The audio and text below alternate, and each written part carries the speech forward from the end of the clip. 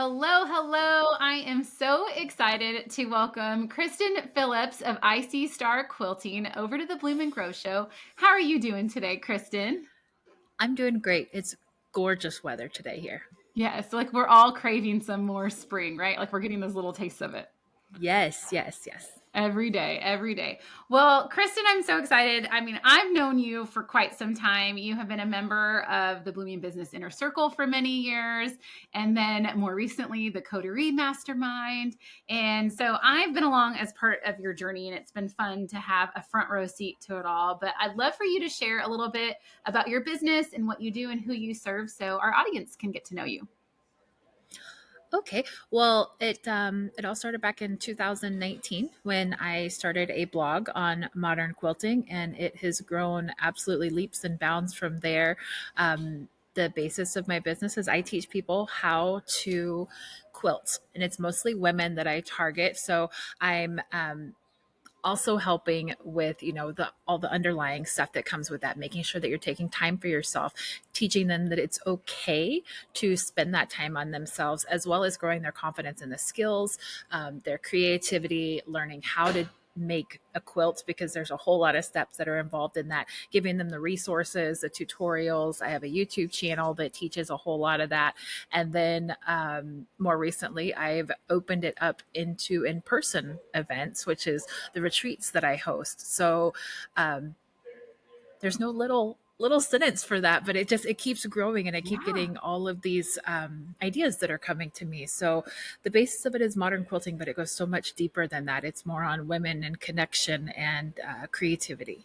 I love that. Like the community that you've built around the business and the brand has been like so inspiring to see, because it's not something that's like super common, right? Like, 'cause, like you use the word modern quilting, right? And so like Yes. also I feel like the community you've created is a modern version that didn't exist before, maybe, would you say?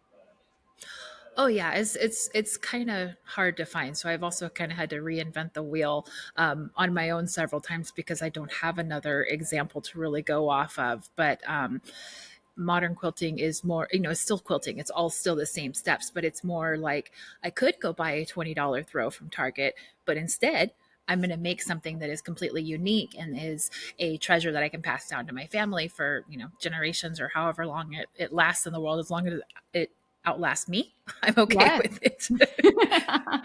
I love it. And so tell me about creating the retreats and events for your community. So basically, did they just kind of come to you and say, I wanted this? Or was this something that you went out there and saw other people doing it? Tell me, like, kind of what first planted the seed. I love retreats. First of all, just me, getting away from everything else, being a creative person, you really start to kind of get addicted to that time that you can spend where you're not worrying about everything else that's normal in your day-to-day life, and you can start thinking on things that are actually really meaningful, in terms of like whether it be a business retreat or a conference or something like that. I love them. And yes, as I started to grow like the YouTube community, and I started to develop real friendships with these people, I even met a couple of them when we were on vacation, or one time I was in Disney World at the same time as one of my girls, and we had to meet up, because what other opportunity are we going to have, so Yeah. it's kind of strange. But there are quilting retreats. That's not something that I invented. Okay. Right. Quilting Like it retreats already are quite existed in your normal. industry. Yeah. Exactly. But they weren't quite as upscale as what I do, Hmm. it's kind of more like everybody just gets together, and it's kind of a potluck thing, and you rent a house and you quilt together. Hmm. But I wanted to take it to another level of really taking care of the girls. And so I created a retreat that took care of absolutely everything. All they had to do was show up. They didn't have to worry about meals. They didn't have to worry about where they were sleeping. They didn't have to worry about whether they were the first beginner quilter of the retreat. I Hmm. have a lot of girls who have never been to a quilt retreat before, and so it's all new experience for them. But I create an environment that makes it so comfortable. And by the time that everybody's leaving, usually after like 3 days, they're all best friends. And so it's Yes. so fun, and they're all exchanging phone numbers and contact information on the last day. And, I had a ton of experience. or I guess not inspiration from your retreats that I have attended and the ones that you have hosted, or I guess event planned. Is that the Yeah, right yeah. I term? think you're just talking Okay. about Marketer's Heart. Yeah. Yes, yes. And just the way that you took care of everything. And that's what made me immediately, as soon as you opened Invite into Light, enroll into that course, because I knew that eventually I wanted to create those experiences for other people, the ones that I had experienced for you. But I knew that my girls, my community rather, call them my girls because they're all my girlfriends, but I wanted to create those experiences for them too. Oh, I Something love that that. just makes them walk away completely inspired and changed. Yeah, I feel like that's how, like, when I started dreaming up the events when I first started, I mean, gosh, like 14, 15 years ago, it was because I was like a serial retreat and conference attendee. Like, I loved going out to them. Yes. And I was like, oh, I want one of these. I want to create one of these for my people. And I'm going to take and draw inspiration from here and there and there and create what I think is like a unique experience for my community. And I love that you've done that for your modern quilters as well. Well, good. Well, then I guess I was on the right track, Yeah. because yeah, that's exactly what happened. It's like I want to make this. I could do Yeah. this, and it's a Now, lot of work, but it's well yes, worth it. it was quite the undertaking. I'm curious of like what were your biggest fears before you even got started? Like when you were like, can I really do this? Um, Or were my there no biggest fears? fear. Oh no, there were fears. There Oh, were there were. fears. I'm like, maybe It Kristen was like, no, wasn't. I got this. That's the outside of Kristen. The inside of Kristen Yeah. has a lot of fears. But no, it wasn't so much can I do this. It's my audience tends to be more so on let's say like 60, 55 plus, Hmm. and I wasn't sure, are they going to be on board with this? Yeah. Most of them will travel like to just outside of their city or to like a few hours away where they can drive. I wasn't sure anybody was going to like hop on a plane and fly somewhere. And Hmm. and I went really big on my first retreat. I booked a basically a bucket list destination for Yes. me, and put down a whole lot of money to reserve this space, and really like field of dreams, hope they come type of Yeah. atmosphere. And it all my fears went away that first week, replaced by new fears, but went away when it was sold out in 4 days. I had 28 Oh, spots sold out in 4 days, and I was blown away. But not only that, but now I was like, oh man, now I really, really have to pull this off. yeah. Like, I think I told you before, I had like months of emails that I had written up, like ready to sell those tickets, and I never got to send them because I Yes, had sold out. you did. I like just like completely shocked and surprised you, like when it was just Yes. all done. Yes, it was amazing. What And do, what do you think happened like when you had to shift that focus? If you can walk me back to that time. I remember talking about this is because then, like you said, you almost had a different set of fears that popped up afterwards because you're like, oh man, now I gotta follow through on this and do amazing. Like what were yeah. some of those like kind of struggles that you were feeling at that time? Um, I guess it was more like the organizational part of it that I realized, okay, people really really want this. There's definite demand for it. I need to make sure that I have everything else in place. And actually, I had opened the tickets in like January, and the retreat wasn't until September. So Oh I wow, yeah. had to kind of keep those women engaged, and like they had a million trillion questions. So perhaps maybe not sell tickets 9 months in advance was a lesson I learned. It But was like a they had, longer runway than you expected. So then they kind of would yes, come to you and ask more questions as a result of it. Yeah. exactly. Yeah. And I kept saying, like, I don't have that done yet. You'll get your packet when it's, like with all of the information and the address and all of that Yeah. stuff when I get to it. Yeah. I always But think that like sweet spot is like the 6 month window, like over the years. I mean, like 6 to 9 months, I feel like can be it, which you were in the 9 month window. So that made sense. But yeah, yeah, I think like sometimes when they have like so much longer lead time. And also you can find too, I don't think that this happened to you, but some of them can have like a change of heart or a change of mind or a change of direction, or like family events come up, right? That they didn't have planned Yes. when they bought their ticket, right? Right. I wasn't prepared for some of that stuff either. It was kind of a I'm learning as I'm going Yeah. situation, but I mean, that's you like know, kind of have to do sometimes, is like, especially when it comes to these live events and retreats, is like, you won't know until you know, like until you do yeah. your first one and go through it and like really kind of go in and make it feel like an experiment of like, I'm going to hope for the best. I'm going to do everything I can do to prepare for all the things, but still there'll be Yes. some things that will surprise you along the way. Right. Right. Yeah. It was kind of I had to embrace that fake it till you make it attitude of going, I know what I'm doing. I can do this. I've done hard things before. And, Yeah. almost convince myself that there was nothing that was going to go wrong. But yeah, and then I did another retreat, and before the last retreat was over, which just happened, a couple weeks ago, before the first day was even over, actually, I had people asking for details on my following retreat, which isn't even planned yet. Yeah. So I was like, okay, I think I have this now. I Yeah. am You're like, successful at it. yeah, I think I'm onto something here. Now, tell me how you think like how have retreats like helped the business overall, would you say? Like as the makeup of the business and what you offer? It's definitely given people um, an insider look into being closer with me, like forming that relationship and realizing that.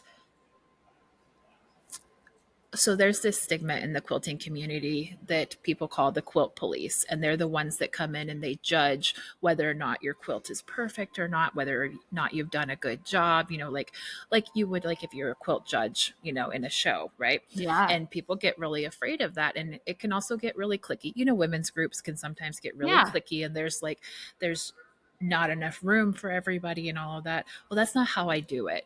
So people who have kind of been burned by quilt guilds and local groups, or even just communities, they really see a different side of it. So they um, they just love to come and be girls again. I Yeah. mean, it's Let like their it's guard a slumber down. party.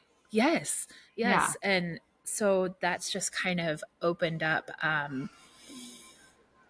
They go and they tell other people about the retreats, and that's why I keep getting the when's your next retreat, and now I'm kind of panicking because I don't know. I don't have all the details planned out yet. It's Yeah. only February, and my next one's going to be in the fall. I can't do them any closer than that. Yeah. So Yeah, because of the time and energy. Well, I love that you shared on that, because now, because I know your business, you have a membership, right? You have a membership mhm. community that, would you say majority of the people who come to the retreat are in the membership 50-50, or like how many of them do you think are in both, like that come to the retreat? um, let's see. At the last retreat, I had 7 girls that were in the membership that came, and it Hmm. was just kind of it was a good distance for them to Yeah. come. It wasn't like anything other than that, I don't think. But on the first retreat, I didn't have anybody from my membership Oh, okay. So they come. were all completely So like from maybe like the YouTube audience YouTube, or your email list. Okay, yeah, YouTube is, yeah, that's the big acquisition channel you use. yeah, because I announced it on YouTube, and um, then I had this whole email campaign that was going to go through my email list, and it sold out so fast. Not everybody in my email actually got to check the email, and they were Oh, upset. wow. Well, I love that. Like, I love the like not forced scarcity there. Like that, just like unintentional scarcity that happened when it'll Yeah, probably really get your people to open up their emails more now when the next opportunity comes up. Like the people on the wait list, like really kind of can know, hey, like when I announce this next one, like you need to be ready. Right. yeah, I definitely started like an early bird list and a wait list, Hmm. and I promised those people you'll be the first to know. Yeah. Well, I love that you shared. Well, the reason I was asking about the membership things, because one of the things that I have found in my programs, like I say, it's probably about maybe 50% of people who come to one of my live event experiences are in my membership community. And the reason why I bring that up is what you had said was about just how much it is just so much more valuable to your clients and customers to come in person and experience you from behind the screen, and to like get personal with you and feel more behind the scenes and like let their guards down and form those relationships that you can't do virtually. And so it's neat when your community who you do get to connect with online, when you finally get to see each other in person, how nice that is. And then I find sometimes, and I'm wondering if that's the case for you, is I find those who weren't in the membership community or in like maybe one of my programs, they'll join them after, like, because maybe they heard about it from a friend and then suddenly like this whole new world is opened up to them, right? Yes, yes. I had so many people join after this last retreat because they were like, I don't want to go home. And I was like, oh, really? Well, let me tell you about this, like just Yeah. because they weren't aware of all of the different facets of the business and everything that I do offer, because there is a lot, and it's a lot Yeah. to take in if you're not in it every single day. For sure. It's like it's always like a good reminder for us retreat hosts too, is like to have literature on hand or to have Mhm. something at some point in the content where you're like, hey, here's other ways that we can like continue the party, or we can continue like what we've created here, the magic, and here's like a couple Yes. of ways you can do that. Yeah, exactly. It was really nice segue into, adding those other, like I said, facets of the business, because we do the same thing in the membership, only we're not in person, but we do Mhm. get online on Zoom and just have girl talk and chat and show off our projects that we're working on, the different problems that we're having. We can have a whole like brainstorming session around designing or whatever they need, we're open to it. Yeah. Oh, I love it. I love it. Okay, well now you see you had your first retreat and then you had your second one more recently. What do you think was like the differences between the two? Like of kind of what you learned along the way, like you kind of brought to the second one. Oh man, I learned that I don't like to think that I am a control freak, but I really really am. Like Yeah. Yeah. I the first retreat, the center kind of took care of everything. So I just thought, okay, I'm going to show up, I'm going to pay my fees, I'm going to bring some gifts for the girls, I'm going to have some game nights or whatever. And then there were some things that didn't work out the way that I would have wanted them to. I know you and I have discussed like the food was not up to my standards and up to par, and there were some sleeping situations that didn't work out. All lessons learned. But in Yeah. the second retreat, I took on everything, and I hired a caterer that I had already talked to previously. I knew exactly what was coming. I knew the level that was happening, and it's not all about food, but when you're on vacation, Yeah. it's kind of about food. It's a big part. I mean, if you're hosting an event that is like all inclusive in that way, they're going to Mhm. be sleeping on site or nearby and you're providing meals. That those parts, they're memorable. People don't want to be Yes, hungry, right? exactly. No, we were not hungry at the last retreat at all. I mean, everybody, you know, I very carefully paired out who was going to be sleeping with who in the rooms, because that was not as well thought through in the first retreat either. But and then I made sure that the room was not divided in two, because we're working on our spaces, and we each have a big table with our sewing machines on it. But sorry, but I wanted to make sure that we were all together working, not Yeah. really divided into two different parts of the room. So there was a whole lot of things that I said, okay, this worked, but this didn't work. And so when I was looking for the second location, I had a whole list of things that I guess you call my dream list of things that I Yeah. would love to have. And I took on a lot more because I was more confident in myself, knowing that, okay, this is not a task I can pass off to somebody else. I know Mhm. what this needs to look like. I'm the only person who has the final vision of everything that I want these girls to experience, and everything that I want to uh, just add to the experience. All the little gifts, all the little trinkets, all the lessons, all of that. I Yeah. really took more control the second time. And you at the beginning you said, like, "Oh, I'm like kind of a control freak." I think that's just being a smart host. Like that's you just having preferences. Like you learned from the first one of all the things you had preferences on and other things. Mhm. Like I remember, so when we were talking recently in one of our coterie chats, you were sharing about like all the things you had to do. It was like the days leading up to this last retreat, right? Mhm. And I kind of shared, you were like feeling a little overwhelmed. You were like, there's all these things on this to-do list. It's a mile long. The retreat is in like a day or two. And I remember telling you like editing is like the best thing you can do at this point right now. Do you remember that? Yes, I remember that chat. Yes, because after stopped listening to you, I went, Amber says I can do this. And like there was just this wave of like, you know what? It's not going to fall apart. I got this. I do know Yeah. what I'm doing. But yeah, it is. It's it's a lot. But you know, once you get in there and once you are doing it and you're in your element, and especially like the drive up to the retreat center and stuff, it was just kind of like, well, nothing else can be done at this point. Yeah. We're It's just like going to out of make my it work. hands, right? Yeah. Exactly. Yeah. Yeah. And it was all amazing. Nobody else had any clue the what had I know happened that's the, 24 that's the hours. biggest thing. Like when I was talking about the editing thing, like I'll have like a whole like grand list of all the experiential things that I know I want to add. Like we were going to do this, we're going to do that, you know, and then I just don't say anything, right? Because I have to edit it, like because it doesn't work that way, or maybe the schedule doesn't allow for it, and no one would even know. No one even knows. But that's the thing. I thought you had it all together.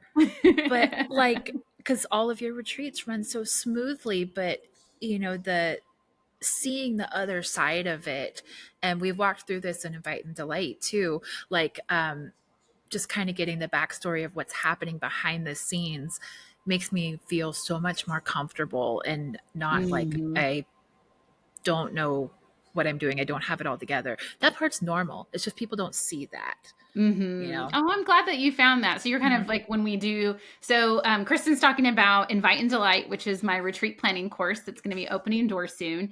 And in it, we host office hour calls. And usually I come to those calls like armed with all kinds of backstories of the latest event I've hosted, because I'm always hosting something, whether it's a retreat or a workshop. I know Kristen and I, we get to see each other in a couple days because I'm hosting our Coterie Mastermind Beach Retreat in Florida. So I'm so excited to be together. But I come to the Invite and Delight office hours calls and basically give a whole debrief of like, here's what worked, here's what didn't work, here's what I do next time. Like, and so I think there is a lot of power, because I think I learned that from someone else. There was someone else that used to tell me behind the scenes of things, and I'm like, that's the most powerful thing that I can get from someone is like, just tell me what you learned, like tell me what you would have done Yeah. differently, so then I can do that for myself.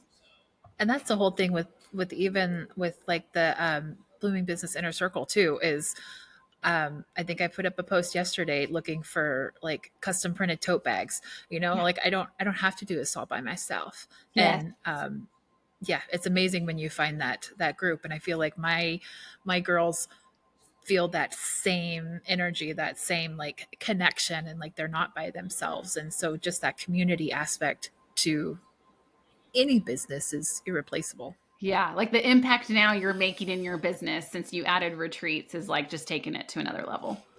Oh yeah, we're all best friends. Like some of them even text my mom because my mom comes to the retreats as my helper, my assistant. You know, I I get love her out of the that. house, Yes.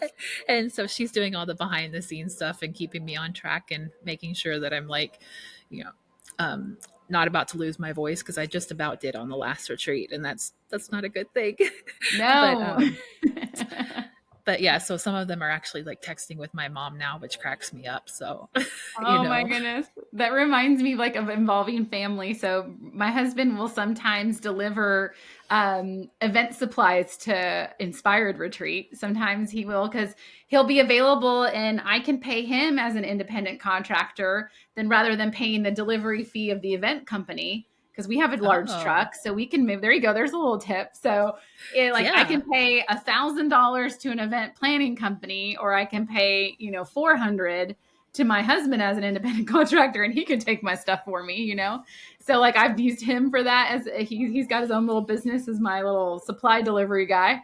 And then now my brilliant. daughter, she's 10, but she's out of an age where she witnesses all these things like from a home experience. She doesn't really come to my experiences yet, but I told her at 12, I said, when you turn 12, you can come and you can help, but you're working. You're not there to like just hang out. Cause I'm like, you'll be done and want an iPad within 10 minutes. So it's like, anyway, I'm sharing the stories because just last night I was doing something in the office and she's like, what are these boxes here? And they're for the retreat for this weekend.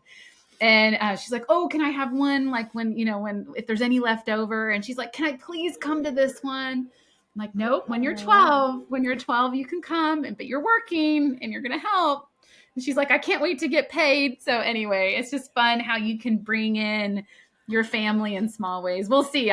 In 2 years now, I'll be sharing with everyone how that experiment went with a 12-year-old assistant helping. Oh man. Yeah, I know. Yeah, I was I like, I'm gonna have to fly absolutely. your Nana out to watch you at this retreat because I won't be able to be like, I was like, mommy can't be mommy at these retreats. Mommy has to work, and Right. you're gonna have to, yeah, like we'll Yeah, you see. definitely have to leave that personality to the side and be Yeah, all business all in. and, still Yeah, fun. yeah, But exactly. But I love that you've brought your mom in, and she's probably has enjoyed it too, right? oh, she absolutely loves it and she doesn't quilt at all. So she's like perfect with all of the beginner quilters. Yes. And she's Yeah. just there to like support you behind the scenes and like Hmm. help also keep the other things on track, make sure the food's getting out when it needs to, and all of those sorts of administrative things, right? Yeah, she's the mom of all moms. So Oh, yeah, I love it. she does her job. And I do actually involve my kids in the like the prep work for Yeah. it. The If you have to assembly like make stuff. kits or stuff, Yeah. absolutely. Put stickers in every single one of these bags. I mean, Yes. sometimes they don't like it and sometimes they're okay with it, like your daughter, if they get some leftovers. Yeah, exactly. It's all about the leftovers. What swag do I get to keep? Exactly. Exactly. Yeah. Well, I'd love to know, it's like we kind of wrap up our conversation. Like, what would you tell someone who's like just getting started? They like, were in your place a couple years earlier, like, like they've seen it, they've been to they're thinking about doing it for themselves. Like, what would you tell them? I would tell them that there's never going to be a better time to really start planning it out than right now. Because no matter how much research you do, no matter how much Googling you do, no matter how many retreats you attend, like you're going to get all these ideas and you're going to get all this inspiration. But it's not until you like really start planning your own and going through the process and like those little bumps that you hit along the way that you're actually going to figure it out. And you're going to be Yeah. so glad that you did, especially if you're wanting to get closer to your people and to your community, because that part alone has been absolutely just, it blows my mind, when I get hugs from my people that I've talked to for years, that part blows my mind. Oh, I love that. It's so meaningful, adding this to your business. Well, I'd love to know where people can find you next. I'm going to go and link to it in the show notes. And, any quilters that are listening too, because we have a lot in our creative community here that are listening. So where can everyone find you? And then I can link it down in the show notes.